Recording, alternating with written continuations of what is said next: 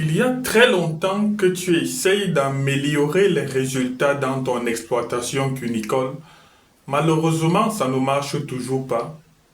Alors que tu mets beaucoup de sacrifices, tu te donnes assez pour avoir le meilleur. Pourquoi ça ne marche pas? Justement parce qu'avant toute amélioration, il y a des préalables qu'il faut définir. Je voudrais parler avec toi aujourd'hui, cuniculteur, qui essaye de passer à un niveau supérieur, des préalables qu'il faut prendre en compte pour améliorer les résultats dans son exploitation. Si tu me découvres à travers cette vidéo, mon nom est Bertrand Adji, je suis cuniculteur professionnel et je t'accompagne vers l'excellence. Comme je le disais, on va parler de quelques préalables. On ne va citer que deux dans cette vidéo. Des préalables qu'il faut prendre en compte avant d'améliorer les résultats dans son exploitation. Le premier préalable, c'est la connaissance de son élevage.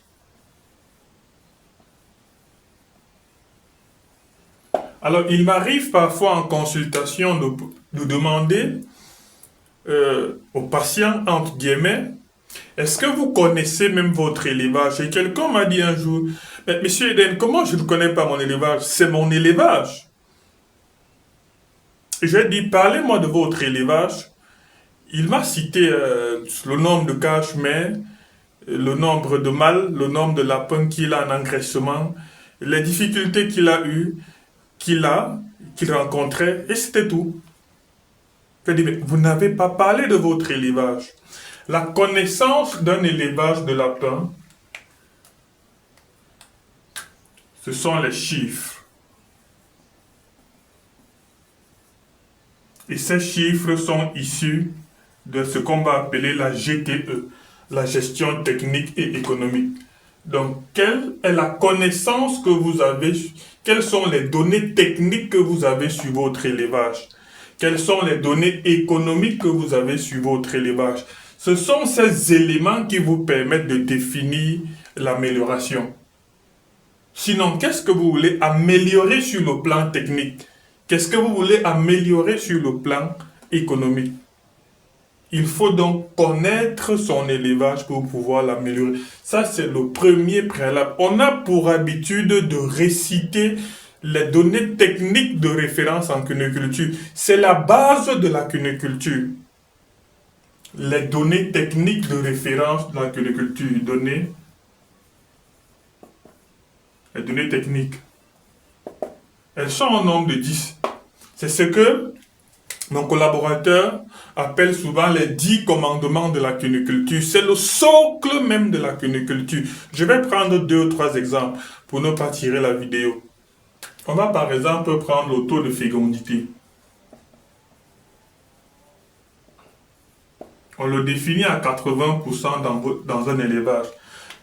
Ça suppose que dans votre élevage, pour un cycle de 42 jours, on peut tolérer 49. Ici, ça suppose que vous faites les croisements 11 jours après la mise bas. Ici, vous faites les croisements 19 jours après la mise bas. Donc, vous aurez ici 8,5 mises bas par an. 8,7 mises bas par an. Ici, 7,5 mises bas par an. Ça suppose que si vous avez 10 femelles dans votre exploitation, 10 cages-mères, vous devez avoir 80% de fécondité tous les 42 jours. Ça suppose que chaque 42 jours, 8 de ces 10 femelles doivent mettre au bas. Maintenant, quel est votre cheptel? Combien de cages-mères est-ce que vous avez?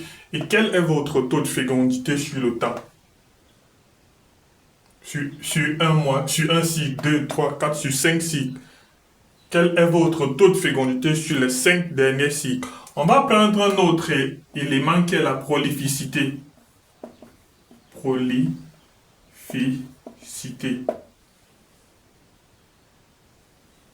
Avec notre race, on va mettre 7 à 8 lapéros. Ça, c'est le strict minimum qu'un cuniculteur doit avoir.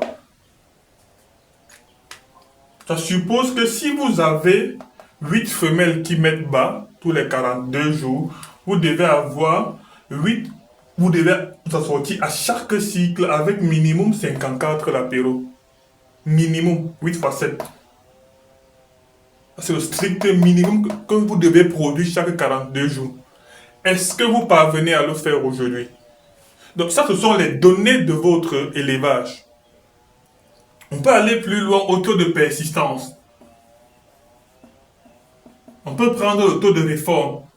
Du moins, la réforme, elle est en rapport avec la persistance. On va prendre la mortalité. Donc ce sont tous ces éléments, ce sont ces données techniques qui vous permettent de mettre sur pied un plan d'amélioration. Donc il n'y a pas d'amélioration s'il n'y a pas connaissance des chiffres. Et pour avoir les chiffres, on passe par les données, par la gestion technique et économique. Lorsqu'on va prendre un aspect économique, combien est-ce que vous dépensez pour produire par exemple un lapin de 2,5 kg? C'est la question qu'il faut se poser sur le plan économique. C'est-à-dire, quelle est la quantité d'aliments que vous utilisez, quelle est la quantité de produits vétérinaires que vous utilisez, mais quelles sont les dépenses liées à la production d'un lapin? Il revient à combien? Est-ce qu'il serait intéressant pour vous de produire un lapin de 2,5 kg, je vais dire n'importe quoi, à 4 000, alors que d'autres le font, le même 2,5 kg à 3 200. Vous comprenez que sur le marché, vous ne seriez pas compétitif. D'où la nécessité d'améliorer vos résultats. Et pour améliorer ces résultats, première des choses, c'est la connaissance de son élevage. Deuxième chose à faire, lorsqu'on veut mettre sur pied un plan d'amélioration dans son élevage, donc, il faut déjà s'approprier de tout ce qui est des techniques de référence avant d'avancer. Deuxième élément, c'est savoir comparer les chiffres.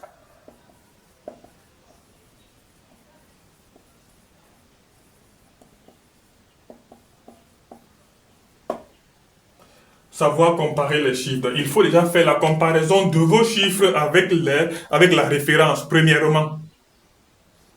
Donc, le simple fait de ne pas connaître les données de référence vous empêche déjà de faire une comparaison. Parce qu'il faut avoir les données techniques de référence pour avoir les chiffres afin de faire une comparaison. Maintenant, une fois que vous avez à ce niveau savoir comparer les chiffres, qu'est-ce que je voulais dire? Est-ce que la différence que vous avez, c'est le fruit du hasard? Différence égale hasard. Ou alors une technicité mise sur pied. Et à 95%, on parlera du hasard dans des élevages de lapins. Parce que quelqu'un aura des femelles aujourd'hui qui vont donner minimum 8 lapéros. À la troisième portée, il se retrouve avec des femelles qui donnent 3, 4, 5 lapéros. Il y a déjà échec des préparations de ces femelles. Il y a eu un mauvais suivi de ces femelles. Il y a tout ce qui n'est pas bon autour. Les résultats sont dans le fruit du hasard. Quelqu'un aujourd'hui va produire une bande de lapins où il a pratiquement 1 kg au sevrage. Après, il n'est pas capable de vous dire ce qu'il a fait pour obtenir des lapéros d'1 kg au sevrage. Vous voyez que là encore, il faut un suivi continu de son exploitation. C'est-à-dire, si l'objectif, la barre considère c'est d'avoir 900 grammes au sévrage, qu'est-ce qu'il faut faire en maternité, du moins avant la mise bas? Avant la mise bas, les travaux effectués avant la mise bas ont un impact sur la qualité du lapéro. C'est pourquoi vous allez observer des lapéros. On va vous demander de peser les lapéros à la mise bas pour avoir leur poids. Et leur poids est caractéristique donc de la qualité du suivi effectué avant la mise bas. Est-ce que vous connaissez déjà le poids qu'il faut? Le poids requis pour un lapéro à la mise bas? Là encore, c'est un problème. Vous voyez que vous n'avez pas le chiffre technique. Par conséquent, vous n'auriez pas une bonne gestion et l'amélioration sera difficile. Il faut faire, au niveau de la mise bas, 2 jours après, il faut également évaluer le poids si nécessaire pour avoir une idée sur le démarrage de la lactation. Démarrage, lactation. Quel est le poids de l'apéro 2 jours avant la mise bas? Ensuite, à 7 jours, 14 jours, 21 jours, 28 jours, 35 jours. Donc voilà les différents niveaux d'évaluation que vous devrez prendre en compte. Quelle est la norme à ce niveau et qu'est-ce que vous avez comme résultat, de savoir comparer ces résultats avec la norme. Ensuite, donc, vous allez passer à une autre étape de comparaison. Donc, on se met d'abord d'accord ici sur le fait que le 900 grammes qu'on veut obtenir au sevrage n'est pas le fruit du hasard. C'est continu. Est-ce que vous avez atteint la norme à 7 jours, à 2 jours déjà? Si ce n'est pas bon, qu'est-ce qu'il faut faire pour rapidement améliorer ces résultats? Et lorsque vous auriez donc atteint ces résultats à 35 jours, il faut pouvoir être capable de dire ce que vous avez fait depuis la gestation jusqu'au sevrage pour obtenir ce résultat. Donc, lorsque vous parvenez donc à le faire 1, 2, 3, 4 fois, vous allez atteindre ce qu'on va appeler la stabilité et la performance dans sa production. Ça, c'est l'idéal pour tout cuniculteur. Atteindre une performance et une stabilité dans sa production. Donc, vous êtes capable de dire qu'à chaque fois, je peux produire les lapéraux de 800 grammes à 35 jours, même sur 14 bandes. Si j'ai 30 femelles, au moins 25 femelles peuvent mettre au bas minimum tous les 42 jours. Maintenant, ça c'est le premier niveau de comparaison. Le deuxième niveau de comparaison, donc on disait que le premier niveau de comparaison était en rapport avec la norme. Le second niveau de comparaison va être avec les autres. Quels sont les résultats obtenus par les autres cuniculteurs dans votre environnement avec le même matériel que vous? Donc, vous avez probablement importé la gamme Optima, où vous travaillez avec nos lapins locaux. Vous avez un aliment que vous utilisez, vous n'êtes pas le seul à l'utiliser. Pour ceux qui sont au Cameroun, il y a plusieurs marques, je ne citerai pas. Pour ceux qui sont en Côte d'Ivoire, il y a l'aliment Ibidou, là je peux encore faire un peu de pub. Est-ce que pour tout cuniculteur dans votre zone qui utilise cet aliment, vous avez les mêmes résultats? Parce que déjà vous avez la même génétique. Est-ce que vous avez le même environnement? C'est encore une question. Donc, est-ce que vos cages sont au moins réglementaires? Vous n'êtes pas obligé d'avoir des cages qui sont standardisées. Non, c'est pas intéressant. Est-ce que vous avez au moins un environnement meilleur? Vous avez le même aliment. Vous avez probablement été formé soit par Eden, soit par Ibidou. Donc, vous avez une technicité une technicité universelle. Maintenant, est-ce que donc avec tous ces éléments, vous avez les mêmes résultats dans votre environnement? Ça, c'est la comparaison avec les autres. Pourquoi les autres produisent 800 grammes à 35 jours, moi je suis à 600 grammes, alors que nous avons tous ces éléments en commun? Ça, c'est le second niveau de comparaison. Vous voyez un peu comment j'évolue. Et pour le faire encore, il faut connaître les chiffres. Donc, tant qu'il n'y a pas de chiffres, tant que vous ne connaissez pas votre élevage, vous ne pouvez pas envisager améliorer. Donc, la base de la cuniculture, ce sont les chiffres de votre élevage. Maintenant, à la fin, vous allez vous demander, est-ce que sur le plan économique, c'est nécessaire de faire des améliorations parce que les améliorations vont s'étendre sur plusieurs aspects.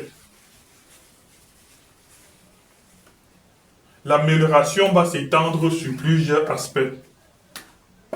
Aujourd'hui, si je prends mon cas particulier, l'amélioration que moi je cherche à faire est en rapport uniquement avec la génétique. Uniquement. Ça veut dire que sur le plan technique, je n'ai pas de problème. Sur le plan environnemental, je n'ai pas de problème. Sur le plan, c'est-à-dire les cages et tout ce qui est autour, je n'ai pas de problème. Sur le plan de l'aliment, je n'ai pas de problème. Je sais comment formuler un très bon aliment. Je sais où je peux acheter un très bon aliment. Je sais quelle stratégie alimentaire je peux mettre sur pied pour obtenir le résultat que je recherche. Maintenant, est-ce que quand je fais la comparaison, peut-être avec d'autres environnements, je considère même pour moi l'Afrique comme un environnement global? Est-ce que lorsque je prends ma génétique au Cameroun, je prends peut-être la gamme Optima en Côte d'Ivoire, la gamme Optima au Cameroun, est-ce que ça vaut le coup de continuer avec le lapin local ou avec la gamme Optima? Donc aujourd'hui, l'idéal serait de tendre vers des lapins importés. Voilà la seule amélioration que l'on cherche à faire. À votre niveau, quelles sont vos améliorations? Maintenant, avec même la race locale, on a des résultats exceptionnels. Avec les hybrides, la gamme Optima, on a des résultats exceptionnels.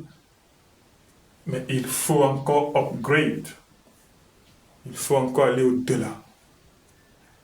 Est-ce que sur le plan économique, c'est nécessaire de faire des améliorations? Pour moi, oui, au regard de ce que j'ai évalué, au regard de mes chiffres, au regard de mon environnement.